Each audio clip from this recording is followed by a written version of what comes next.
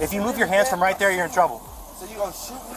Hours before 2023 was set to begin, rapper Feezy Lebron, whose real name is Darrell Scott, was face to face with the Los Angeles Sheriff's deputy's gun, while he says he was just sitting in a parking lot waiting on a friend. You take off in this car, I'm gonna shoot you. I'm gonna make it super easy on you. You put this car in drive, you're getting one right to the chest. It's a tough situation. You know, I felt helpless. I felt like I didn't have any control. I was sad, mad, angry, scared. I was every emotion you can think of in one. And it was just terrifying, just keeping my hands up that long. You know, I'm an in-shape guy. I worked out all week, just keeping my hands up and just looking at him in his eye and just waiting for my arms to drop. You know, so you can have a reason to kill me. You know, it's tough. Because in the video, you know, one of the sheriff's deputies did mention that if you kind of moved or made any sudden move, that could be it, right? He did, and then I don't know if you noticed, it's some time go past where my hands are still in the air, and it's tough keeping them up. All I can really think about is like, you know, this guy's gonna kill me. This guy's gonna kill me. Like, my kids aren't gonna get to spend New Year's with me. You know, like, this is gonna be the last story told to me. It's why Scott and his attorneys with Hadsel, Stormer, Rennick, and Dye have announced they plan on filing a lawsuit against the Los Angeles Sheriff's Department. It's going to allege violations of the Fourth Amendment, which is the prohibition on unreasonable search and seizure. When the officers approached him, opened his door, grabbed him, and then pointed weapons at him, those were all unreasonable seizures. And we're going to allege a violation of the 14th Amendment, which is the guarantee of due process. And we're going to allege a violation of the First Amendment. First Amendment, as you know, guarantees citizens the right to petition their government for the redress of their grievances. And as Mr. Lebron has indicated, when he went to try to file a complaint, which is his right, the entire sheriff's station basically mobilized to prevent him from doing so and to retaliate against him. There are no arrests, there's no arrest warrant, there's nothing. I think the only thing that was out there was a parking ticket. I mean, they should not have been within 1,000 feet of him. But that this happens every day, all day, in communities of color with the sheriff's department. Scott said he was just waiting for his friend in a South LA parking lot on New Year's Eve. To pass the time, Scott went on Instagram Live. The Los Angeles Sheriff's Department says their deputies were already patrolling the neighborhood when the interaction started. Thank God I got on live, because I would have no kind of, you know, proof to this assault on me.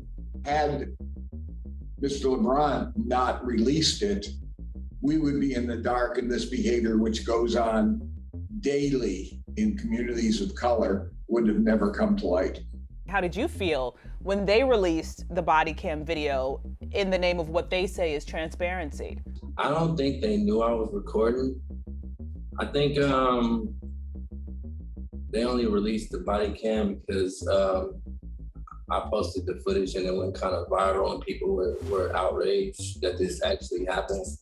Scott says he feels even worse since he just held an event with Los Angeles authorities during the holidays. I just did a toy drive. I work for Developing Options. We're a nonprofit.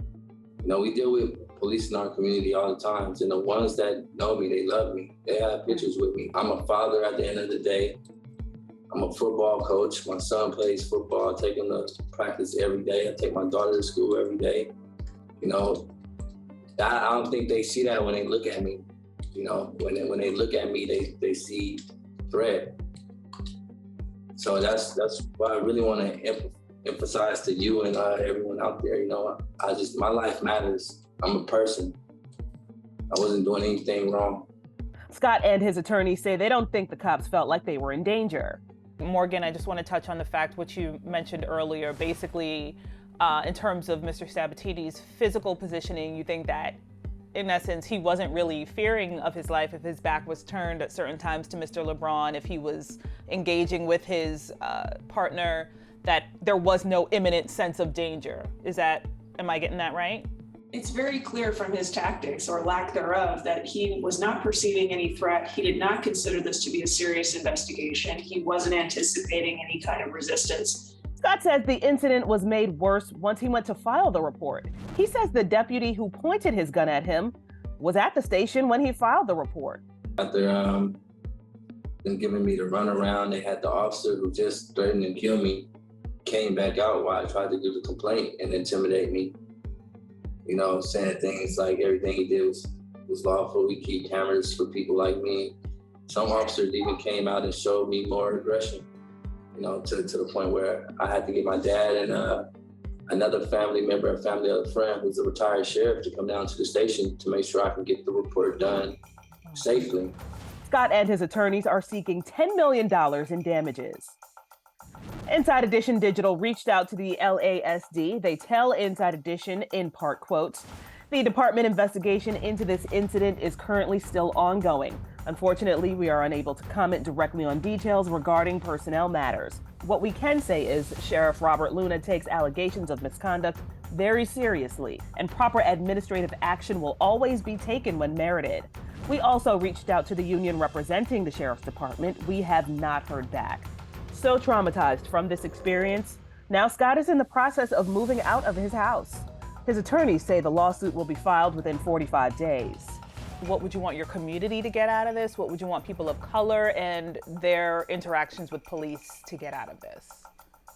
For me, it's more so the future than the compensation. You know, I want these officers held accountable.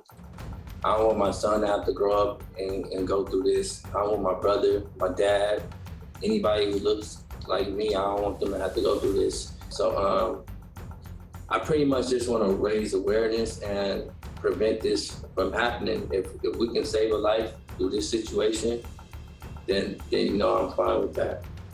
For Inside Edition Digital, I'm Stephanie Officer.